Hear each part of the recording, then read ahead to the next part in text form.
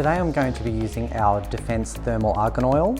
So the Argan Oil is designed to eliminate frizz and replenish dry brittle hair.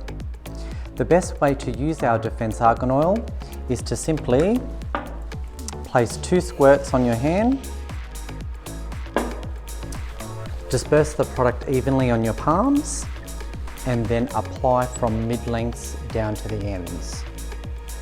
And working it through the hair evenly so that you don't get any areas that are heavy and gluggy.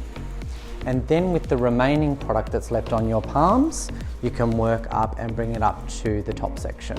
This formula is designed to absorb into the hair readily so that it doesn't leave any heavy residue, and it creates that beautiful long-lasting shine and protects it from the humidity.